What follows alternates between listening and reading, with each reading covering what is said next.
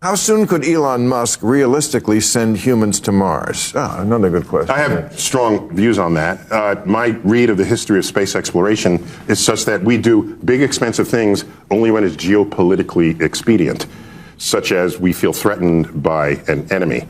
And so for him to just say, let's go to Mars because it's the next thing to do, what does that venture capitalist meeting look like? So, Elon, what do you want to do? I want to go to Mars. How much will it cost? $1 trillion.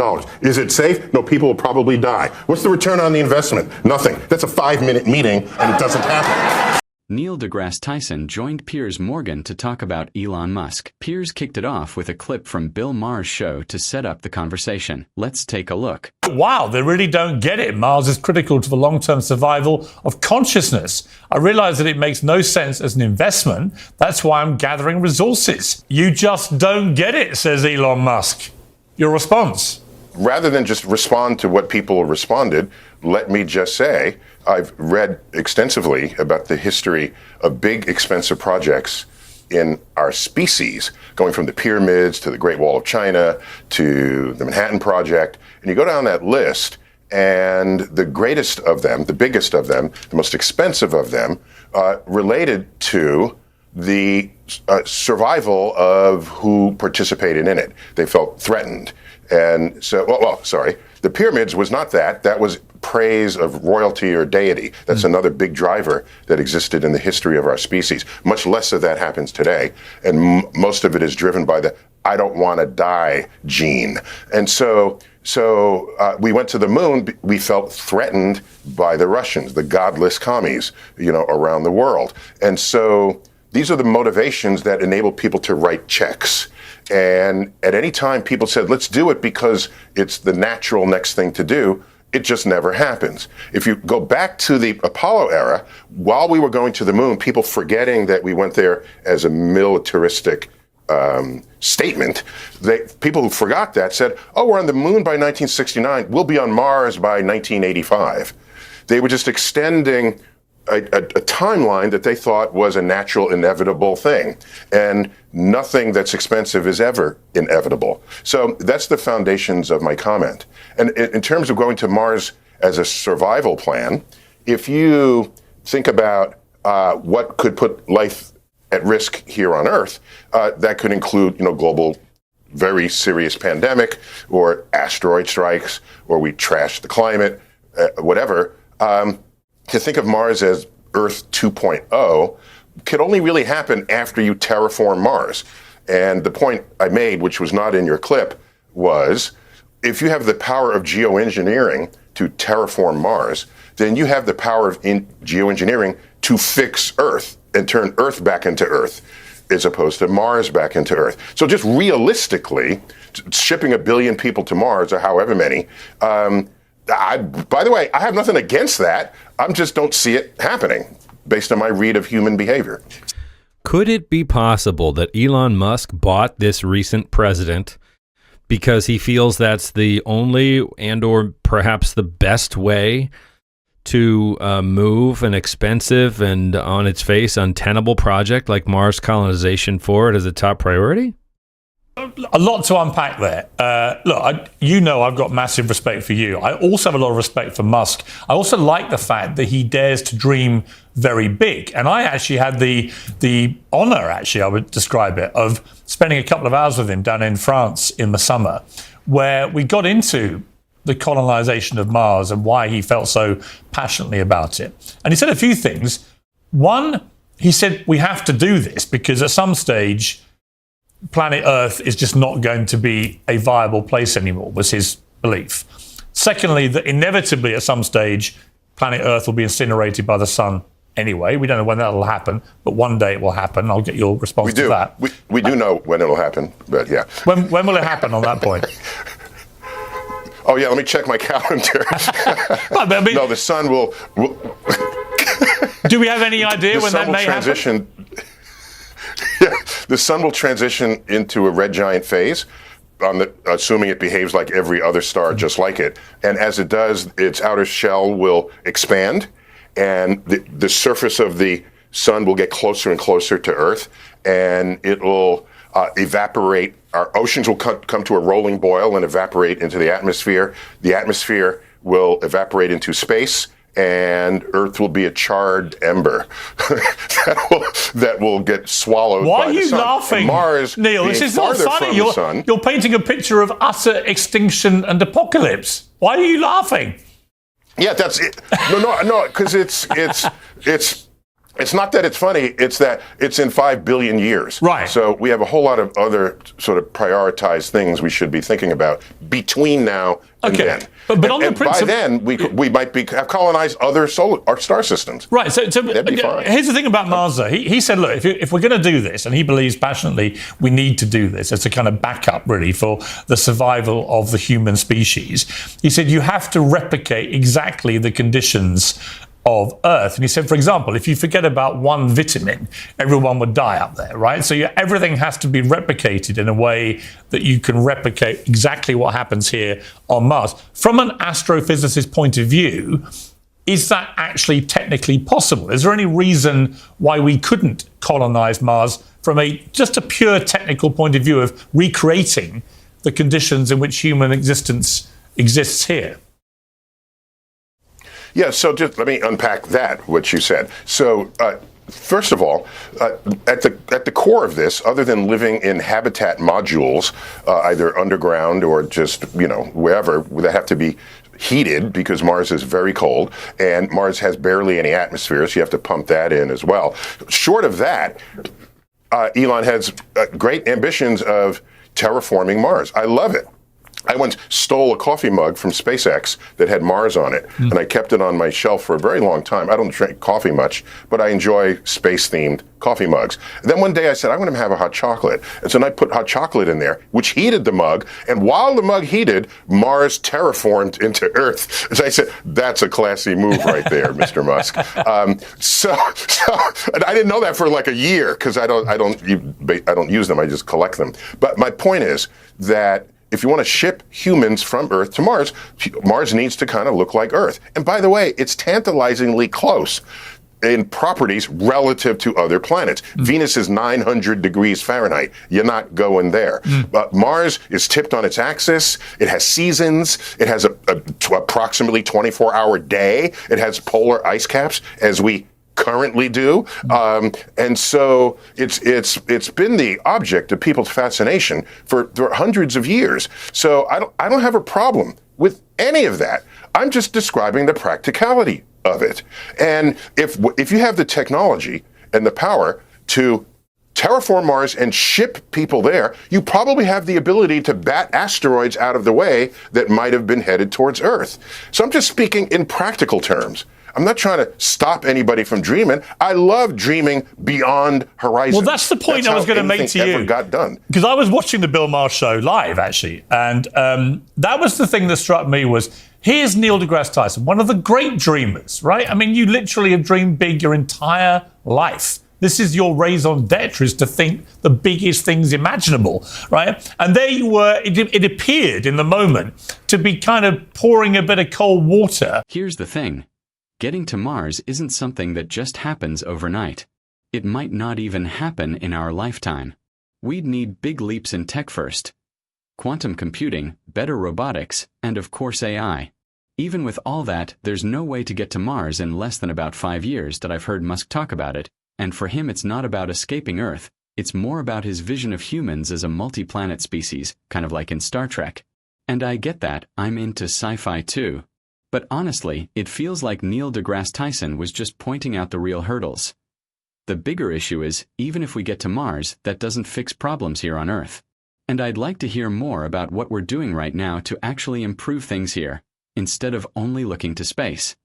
On probably the biggest thinker on the planet right now and his massive biggest dream. That was the only thing I thought, well, the next time I talk to you, I'm just, whether you were aware that that was the way you were coming over. I'm just trying to be real. I mean, I'm in my old age. I've just seen how people behave. I see how things get funded. Now, of course, Elon plus one or two other, that's all it would take, one or two other very wealthy people in the world could, if they wanted, as basically a vanity project, send astronauts to Mars. But if you want to think of the return on that investment, SpaceX is a corporation, all right? It's not just some private venture. He's getting money and contracts, and he's paying salaries, and I presume there's a board helping him make decisions about that. And so in the real world, there's certain things that are more likely to happen than others. But if you let me push you on that. But let me challenge you on that. So let's go back to the start of the 20th century. Okay, when there would have been people around who were saying, you know what, let's go to the moon, and people would have dismissed them and said, don't be so ridiculous. It's massively, prohibitively expensive. We don't really have the technology to do this. Blah blah blah blah blah. It was only really the power of people's dreams. Now, ultimately, you're right. There was a military context to why we did it. The West wanted to beat Russia up there. I get that. I get that. But at the same time, I remember the great speeches by Kennedy, about all this. And it was exciting. It was thrilling. The world watched as Neil Armstrong stepped onto the moon. And those dreams that were dismissed at the early part of the century actually came true. They happened. Could it be that you're just... I hesitate to say this, Neil, but could it be you're just, you're one of the doomsayers of the early 20th century saying we should never go to the moon because it's too expensive, it can't happen, blah, blah, blah. Which Neil deGrasse Tyson is one of our generation's doomsayers? Give me a break, you potato head. They must have been saying at the time. I am way more deeply informed than your previous sentence implies. So a couple of things. Going up to the launch of Sputnik, most naysayers about the moon had no confidence that we would ever accomplish such a feat. And they didn't have an understanding of the progress of science and technology and engineering and political will, geopolitical will. So that was not in the equation of how they were thinking about their future. And so now when Sputnik got launched, what happened? Oh my gosh, space was pierced. And if it's pierced, that means we can do anything in space. And beginning in the early 1960s, the predictions about the future flipped. And it wasn't, oh, we'll never do it. They'll say, we'll do it all. And that's why we'll have colonies on Mars. Do you know Wernher von Braun was even quoted as saying, by the year 2000, we'll have the first human born on a moon colony. So highly ambitious statements, but why didn't any of that happen? Because we didn't go to the moon because it was because it's in our DNA, or it's because, no, we went because we were scared. And the speech you remember from John Kennedy, where he said, we'll put a man on the moon and return him safely to Earth, that's a stirring speech. And the hair rises up on the back of your neck. You can hear him in his Brookline, Massachusetts accent reciting this. But that's not what wrote the checks. That same speech, May 25th, 1961, to a joint session of Congress, 6 weeks after Yuri Gagarin had come out of orbit, 6 weeks, wouldn't utter the man's name. Before that, part of the speech that we all remember and that's chiseled in the granite at Kennedy Space Center, there's a part that's not chiseled in the granite. You know what it says? I'm paraphrasing. If the events of recent weeks couldn't even say Yuri Gagarin, if the events of recent weeks are any indication of the impact of this adventure on the minds of men everywhere, then we need to show the world the path of freedom over the path of tyranny. That was the battle cry against communism, and that's what wrote the checks in Congress. Right, but you're missing... 20 years after we landed on the moon... Okay, but let me challenge you on that. Again, I just think you're missing one very, very important factor in this. Musk is not only the richest man in the history of planet Earth, and going to get exponentially richer, by the way. He's already made $100 billion since Trump was elected. People talk about Elon Musk like he's almost not even a regular person. Like what he's pulled off is on another level. And sure, once you've got that kind of wealth, it tends to build on itself. I'll admit, I used to really admire him, especially when he was pushing electric cars and making Tesla feel new and exciting. But over time, the vibe changed and it started coming across as a lot more controlling. That's when my view of him shifted. But also, he talked me through the Optimus humanoid robots, and he said everyone's going to have one. They're 20 grand a pop, and he said my wealth at the moment will be completely dwarfed. I suspect he's right. I'm going to buy about 5 myself and get to do all my chores. So he's got all this stuff going on, right? So he's going to be staggeringly rich. And he's got access to other staggeringly rich people. So the money part of it, coupled with his ambition, which is enormous, because I've heard him articulate it in person. It was incredibly inspiring and impressive. But he's also an engineer. I mean, this is not just some rich guy playing with a few toys. Musk from the age of like 10 has been doing data code writing and so on. He's a proper engineer to his bootstraps. And to me, it's the combination of a big dreamer who's a very brilliant engineer, plus the money to do this stuff, makes me think, well, why couldn't he do it? Why can't he be the guy that does this? I thought I was clearer than I guess I was. I'm not saying he can't do it.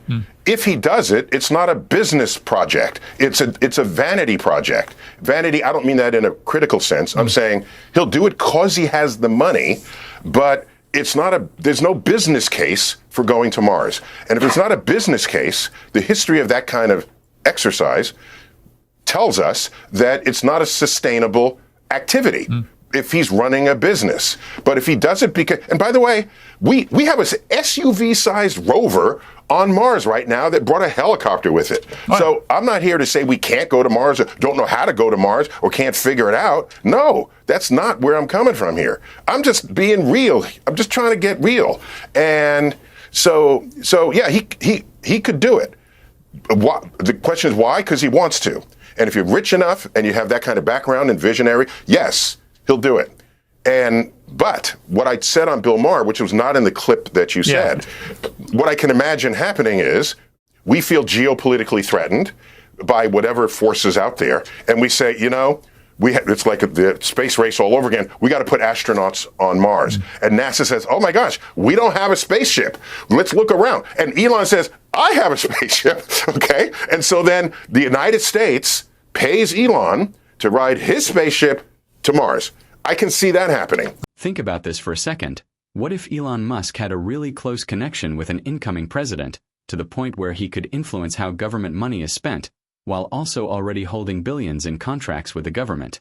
That would sound pretty wild, right?